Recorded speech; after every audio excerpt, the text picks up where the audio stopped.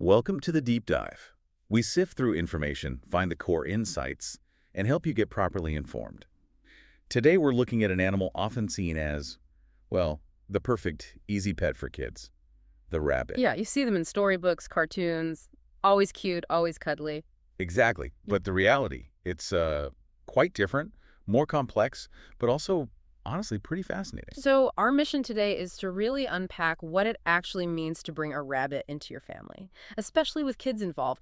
We'll look at their true nature, the significant commitment needed, and how you can actually build a great relationship. Right. The goal is to give you the real picture, for a successful and kind companionship. And we're drawing on some serious expertise here, advice from groups like the House Rabbit Network, the Rabbit Welfare Association, and fund the RWAF, rabbit.org, the RSPCA. Yeah, good sources.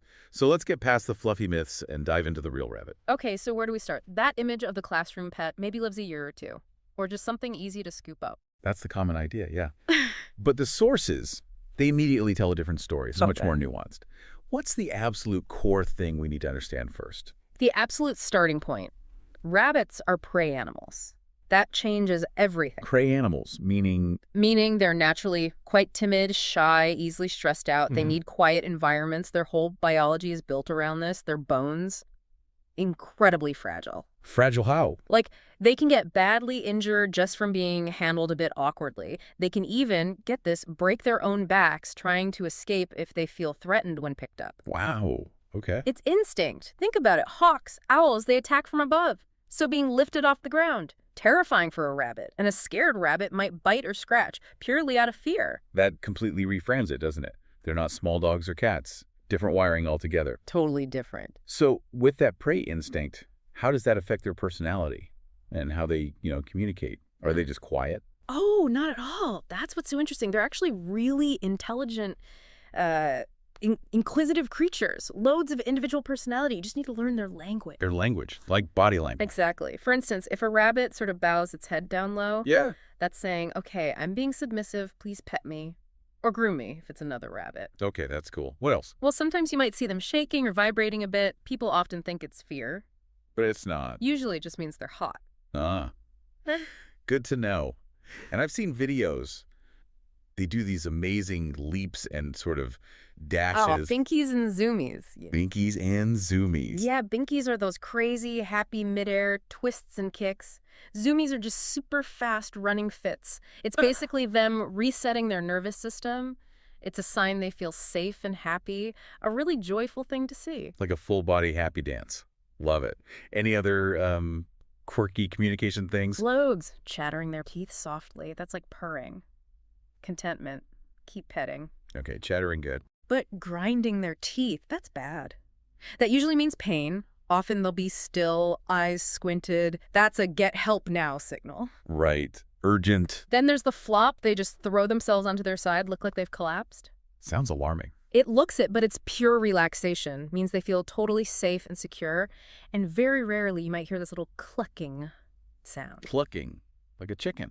Sort of. It's actually hiccups. A sign of extreme contentment. Hiccups of extreme contentment. That's brilliant. And what about louder noises? I think I've heard they can honk. They can. Honking, grunting, sometimes a soft humming or buzzing sound. That usually means intense interest, often romantic, towards another rabbit or even a person. Okay. And urine spraying. Not the most pleasant, but it's communication too. Marking territory or signaling readiness to mate. Spaying or neutering really helps reduce that. So they're definitely not just simple fluff balls. And it sounds like this delicate nature carries over to their health. Not exactly low-maintenance pets. Low maintenance. Oh, definitely not. That's a huge understatement. Their digestive systems, their immune systems, incredibly delicate. How so? Stress, even small diet changes, can make them really sick, really fast. They can catch things from humans too. And here's the tricky part. They are masters at hiding illness. Hiding it. Why? Prey animal instinct again. Showing weakness makes you a target. So the main caretaker has to be really tuned in. You need to spot tiny changes in behavior because something minor can become a life-threatening emergency in less than 24 hours. Wow, a lot of responsibility for observation. Yeah. And vet care. Can any vet handle them? That's another key thing. Rabbits are classed as exotic pets. Exotic, really? Yep. means they need vets with specific rabbit knowledge. Treatments can be very different from cats and dogs, like giving a rabbit oral penicillin, it can be fatal. No way. Okay. So finding a good rabbit-savvy vet might be harder, maybe further away, and honestly often more expensive. It's something you absolutely have to factor in from the start. So we've busted some myths about their nature, learned about their unique communication, their delicate health. It's clear they're not a casual pet. Which brings us to the commitment, right? Because it's a long one. It really is. Rabbits typically live 8 to 12 years, sometimes longer. 8 to 12 years, that's like getting a dog or a cat. Exactly. It's a serious long-term commitment. And speaking of long-term, their reproduction is just mind-blowing. A female, a doe, can get pregnant at just 4 months old. 4 months, so young. Yep. Gestation is only about 4 weeks. And she can have anywhere from 1 kit to 10, even more sometimes. But the kicker, she can get pregnant again within hours of giving birth. Within hours. Seriously. Seriously, you can see how numbers explode. That statistic you hear, 2 rabbits becoming 82 in a year, it's entirely possible. Good grief. That alone tells you why spaying and neutering isn't just recommended. It's critical, isn't it? For welfare. Absolutely essential. Now, besides reproduction, their living space is another thing people often get wrong. That classic image, the small wooden hutch out in the garden. Yeah, is that okay? It's really not. For their health, their safety, and just for socialization, rabbits need to live indoors as part of the family. Indoors, And they need way more space than people think. Wild rabbits have burrows covering huge areas, like 2 acres sometimes. Domestically, for a pair, the minimum recommended space is something like 10 feet by 6 feet, with a height of 3 feet. 10 by 6 feet. That's pretty big. It is. They need room for those zoomies and binkies we talked about. Proper exercise space. Okay, so a large indoor area. Where's the best place in the house for it? Somewhere quiet. Actually, it's often better to have their main home base in a fairly active part of the house. Near the living room or kitchen, maybe. Really? Why is that? So they get used to the normal household sounds and feel like part of things, not isolated. But, and this is crucial within that space, they absolutely need a no-touch zone. A no-touch zone. Yeah, like a covered box, a tunnel, somewhere dark and quiet they can retreat to and feel completely safe knowing they won't be bothered. Especially vital if there are kids. That makes sense, like their own little safe room. Yeah. What about the flooring in their area? Needs to have good traction. Slippery floors like tile or laminate are bad for their running, can cause injuries. So slat weave rugs, carpet remnants, that sort of thing. Got it. And enrichment. Toys. Oh, yeah. Tunnels, hidey houses, things to chew on. Even simple cardboard boxes are often a big hit. And food and water bowls. Heavy ceramic or glass. Why heavy? Because they might just pick up and throw plastic ones. Huh. Okay, duly noted. Heavy bowls. Right, let's talk food. It's not just carrots like Bugs Bunny, is it? Definitely not just carrots. Carrots are treats, really.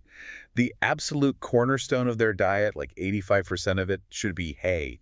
Good quality hay and lots of it. Why so much hay? 2 main reasons. Digestion, it keeps their gut moving properly, and their teeth.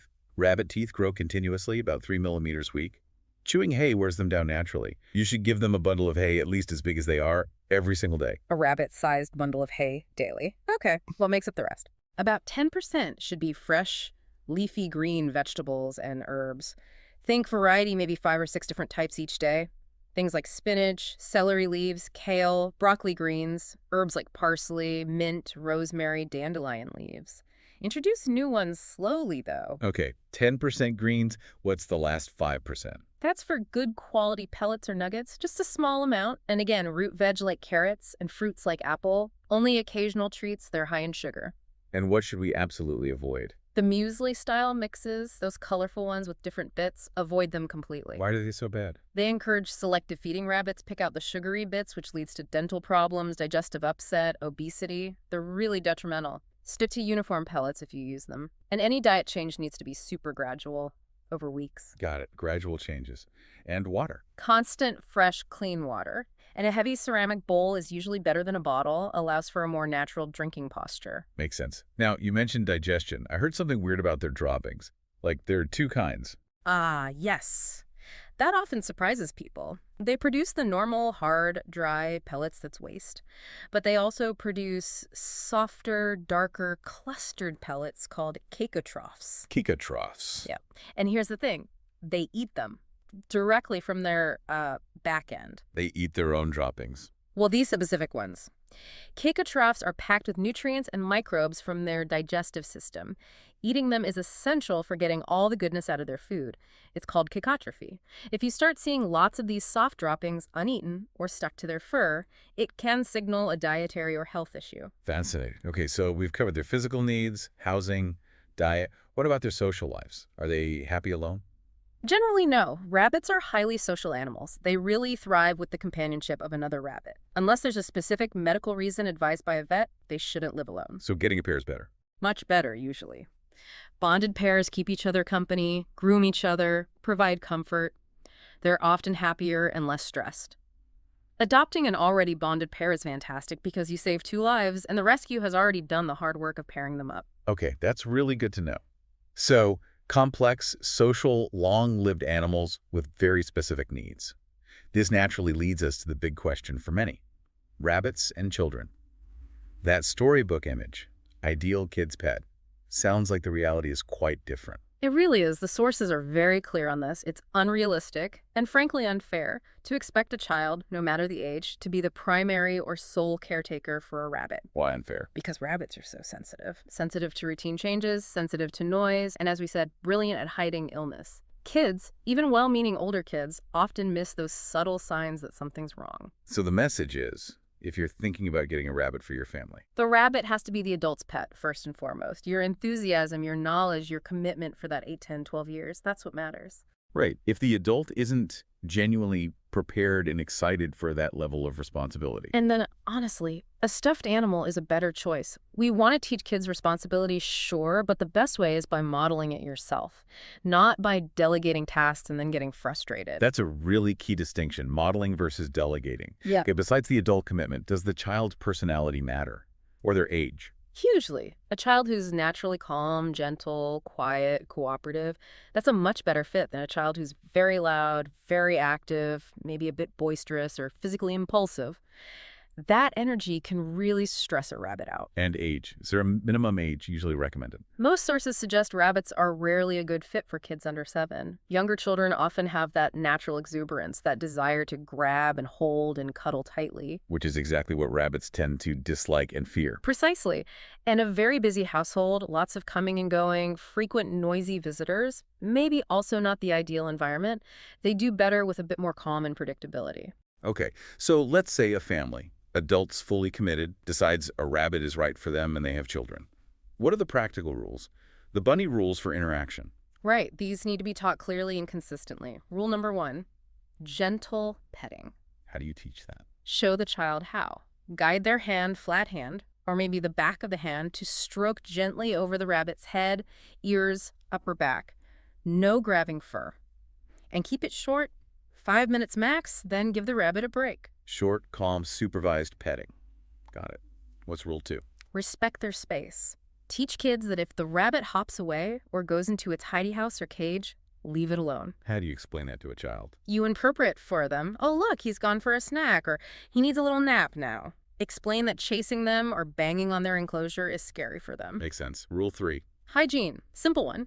Teach them not to touch the droppings or the used litter. Explain it's like dirt in the garden, we don't play with it. Having a litter box with a wire grate over the top can help with this too. Good tip. And the big safety one. Picking them up. Bunny rule number 4. No picking up by children. Uh-huh. Ever. Not by kids. Emphasize it scares rabbits, and it can hurt both of them. The rabbit could break a bone struggling or scratch the child trying to get away.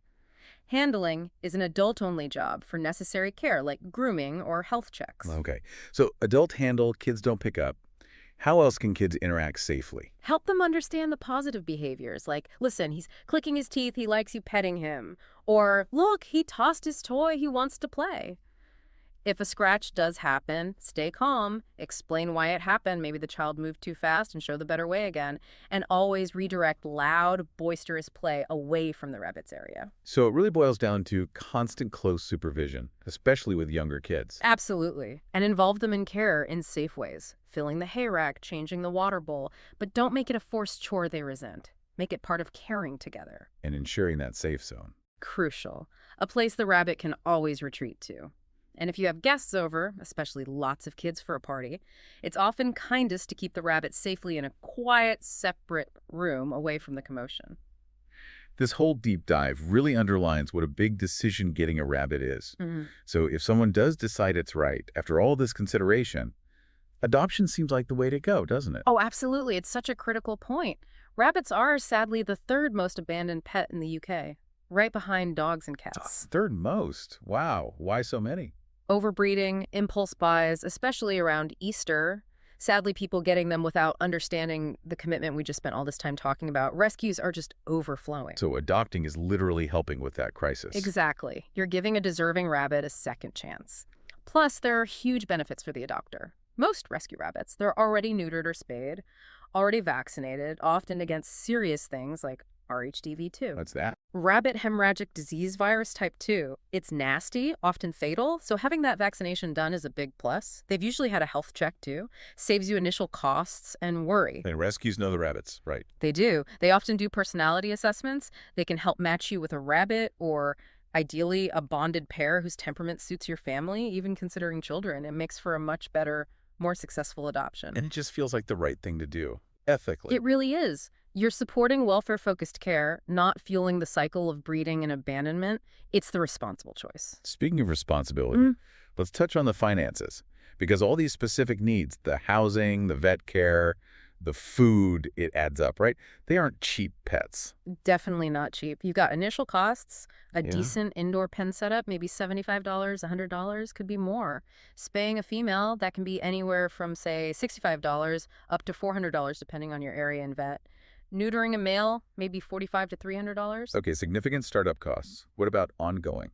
Annual vaccinations are crucial, like for RHDV2, maybe around $125 a year. Plus potential vet visits for illness, which, being exotics, can be pricier. And the day-to-day stuff adds up too. Oh, yeah. Litter, good quality pellets, fresh greens daily, and hay. Loads and loads of good quality hay, which is the biggest part of their food bill. It all definitely underscores that rabbits are a real ongoing financial commitment. Wow. What a journey. Really getting into the world of rabbits, what it actually takes to bring them home, especially if you have kids. Yeah, it's clear they might not be that simple, cuddly, low-effort pet people sometimes imagine. But they are intelligent, they're social, and they can bring so much joy and companionship if we meet their needs. Exactly. Achieving that great bond takes respect for their true nature, that prey animal instinct. It takes patience learning about them and absolutely that deep, unwavering commitment from the adults. They have to be the primary caregivers. It really makes you think. So here's a final thought to leave you with. When we choose to really understand and meet the unique needs of an animal like a rabbit, instead of just wanting it to fit our expectations, what lessons are we really teaching our children? About empathy, about responsibility, about the true value of another living being. Something definitely worth mulling over. Until our next deep dive,